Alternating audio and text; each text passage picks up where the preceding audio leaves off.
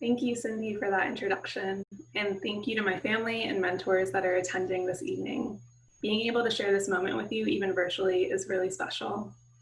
I became interested in health policy as an undergrad at UC Berkeley. The ACA had passed a few years prior, and there was a lot of national interest focused on improving access to and quality of care.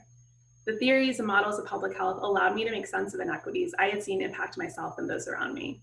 My curiosity in how policy can be used effectively to create change has been furthered through a variety of experiences I've had in immigration law, clinical care administration, and healthcare policy.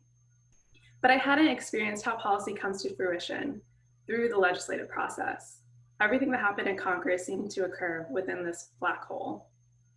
The WCPI Congressional Fellowship gave me the chance to not only fill this knowledge gap I had, but it also allowed me to be part of a network of phenomenal women who are continuously carving out space for themselves in politics and policy, areas that aren't always known for their gender parity. One of the most renowned trailblazers when it comes to breaking the glass ceiling is Speaker of the House, Nancy Pelosi. So when I was told I could interview with her office, I was beyond the moon. And then when I was given the offer to join the Speaker's office as a fellow, I felt like there must have been a massive typo in the email I received. It didn't feel real, and honestly, my entire time in the Speaker's office has felt surreal. During the course of my fellowship, I attended the Senate impeachment hearings, assisted with the Speaker's State of the Union reception. It was on the floor during the passage of the PRO Act, a bill my supervisor, Patti Ross, had worked tirelessly on pushing forward. I attended several meetings with the Speaker, drafted memos for the Speaker, and went to a variety of hearings. And this was all before the pandemic forced us to go remote.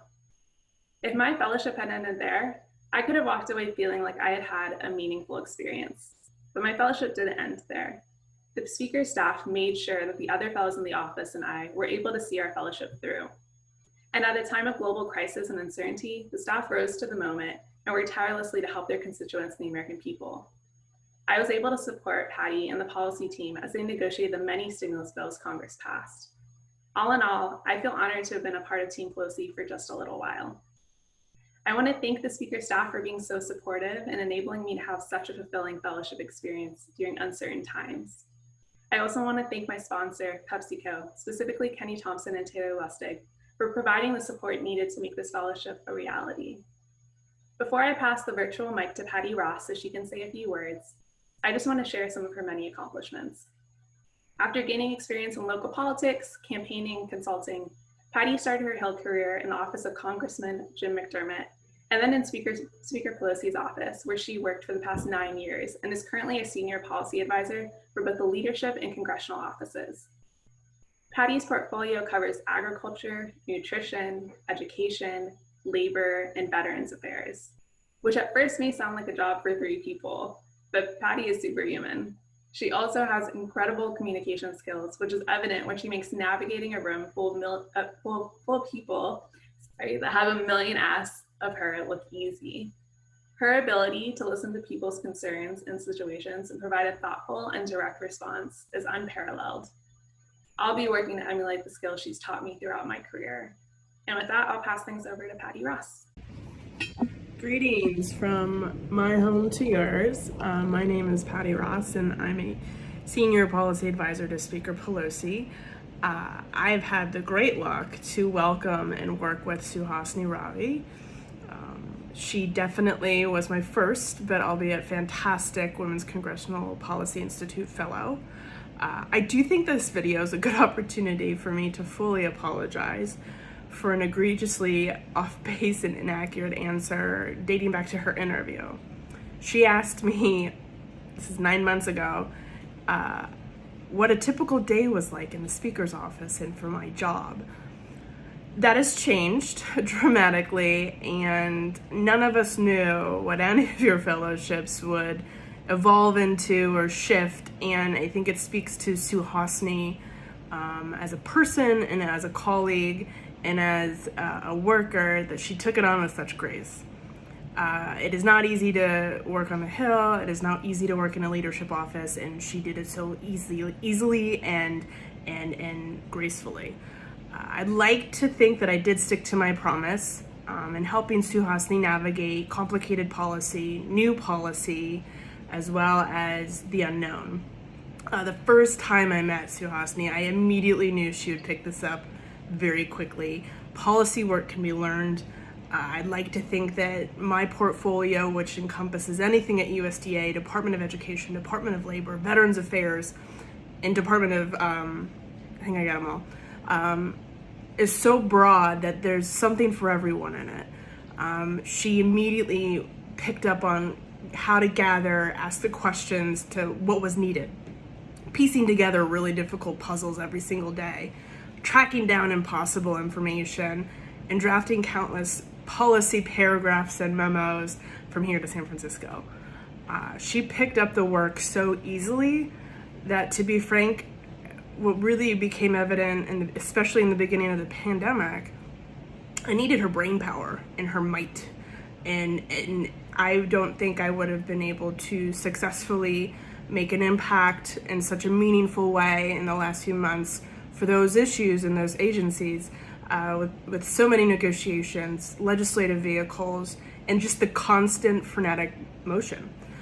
She had a front row seat to history, and she made an impact. And I'm quite confident that everyone that knows Suhasini is able to ask her questions about what was in what bill, and she probably can articulate it better than I can. One of the greatest contributions for Suhasini, and enough about me talking, was the folks that were around her and the impact that she had on them. She interacted, she contributed, she was a pleasure to work with.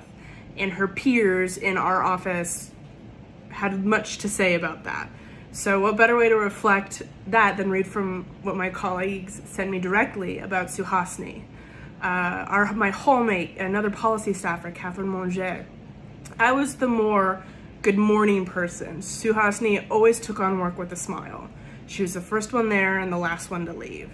Matt Ramirez, an incredibly bright woman whose strong work ethic and kind personality makes me hopeful for our future. From Jaime Lizarraga, Suhasini brought a strong interest and keen insights on immigration policy.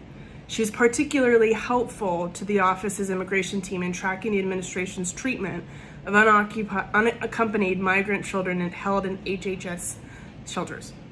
Always inquisitive and insightful, she was a valuable resource to us and always shared a fresh and thoughtful perspective on all the issues that she worked on. From Dick Meltzer, our policy director, one of the worst consequences of COVID is the inability to hold in-person farewell parties for colleagues who have really contributed to the office under difficult circumstances. Suhasini is definitely one of those people to whom this applies. She worked on education, childcare, and related COVID policy issues. She covered briefings, conducted research that educated all of us. She has been gone for nearly 6 weeks, and she is already missed.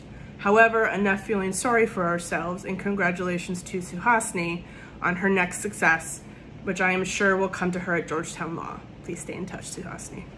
Alex Yuri, another fellow who's now a policy staffer in our office. In my time working with Suhasini, she proved to be one of the most intelligent and dedicated fellows on the Hill.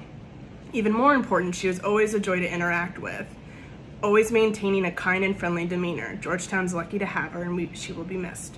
For Mackenzie Fields, one of the legislative staff in our congressional office.